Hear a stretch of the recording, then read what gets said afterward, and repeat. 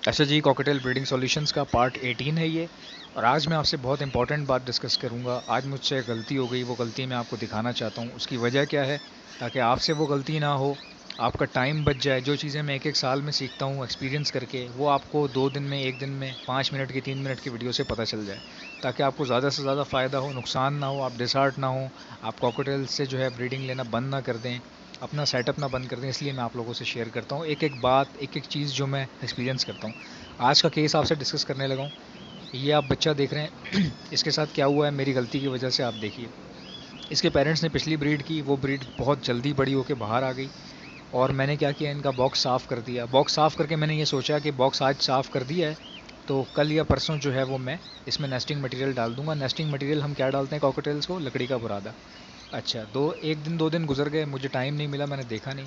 बाद में जब मैंने चेक किया तो इसके पेरेंट्स ने अंडे दे दिए थे और वो उसके ऊपर बैठ रहे थे। फिर मैंने ठीक नहीं समझा कि मैं उनको तंग करूं, तो मैंने नेस्टिंग मटेरियल रहने दिया। ठीक है।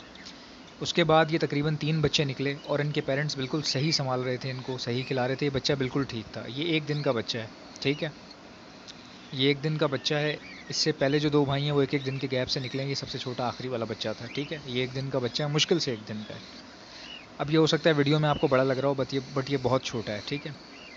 अच्छा, हुआ क्या कि इन्हीं के साथ का जो पेयर था एक और, उसने भी इन्हीं के साथ ही ब्रीड की हुई थी। तो वो अपने बच्चे ठीक से पाल नहीं रहा था। तो मैंने ये सोचा कि उसका एक अंडा उठा के इन बच्चों के साथ रख दूंगा और वो बच्चा भी निकल आएगा। और इसके जो पेरेंट्स हैं, इस वाले बच्चे के जो पेरेंट्स हैं, वो बहुत अच्छे फीडर हैं, बहुत अच्छी फीड करवाते हैं। तो मेरी ये होशियारी आप देखें, मैंने वो अंडा निकाला और जब मैं इन लोगों के साथ रखने के लिए गया, यानी कि इस पेयर के पास रखने के लिए गया, तो वो मेरा पेयर थोड़ा सा एग्रेसिव है। तो याद रखें, कॉकटेल्स में कुछ पेयर बहुत एग्रेसिव होते हैं। वो क्या करते हैं, वो झटका मारते हैं। जैसे ही आपका हाथ देखते हैं कि आप बॉक्स की तरफ आ रहे हैं, तो वो क्या करते हैं, थोड़ा सा रेजिस्ट शो करते हैं। अब बुरादा उसमें था नहीं, उन्होंने झटका मारा और वो कॉकटेल की फ़ीमेल जो है, वो जो झटके मार रही थी, वो इस बच्चे के ऊपर से फिर गई। यानी कि इस बच्चे के ऊपर से वो झटका गुजर गया। वो ऐसा गुजरा कि इसकी टांग की हड्डी जो है वो बिल्कुल टेढ़ी हो गई है। स्प्लैट लेग्स वाला सीन ही नहीं है भाई, इसकी एक टांग की हड्डी टूट गई है, मैंने चेक कर लिया है। हो सकता है आपको वाज़े ना पता चल रहा हो। ये देखें, इसका जॉइंट ही मूव नहीं कर रहा, यानी नी इसका फोल्ड ही नहीं कर पा रहा टांग को। ठीक है ना। स्प्लैट लेग की ट्रीटमेंट होती है, स्प्लैट लेग बिल्कुल ठीक हो जाती है, बट वो मैं किसी और वीडियो में किसी दिन बताऊंगा आपको। बट यहाँ पे केस ही भाई मुख्तलिफ है। इसकी टांग की हड्डी टूट चुकी है और ये बिल्कुल स्ट्रेट हो गया। ठीक है। अब ये इनो का बच्चा है। उस अंडे में से बच्चा निकला भी नहीं। ठीक है ना। वो अंडा ख़राब हो गया। वो मैंने जब वीडियो एडिट की तो उस वक्त देखा मैंने। वीडियो में बाद में एडिट करता हूँ, बाद में डालता हूँ।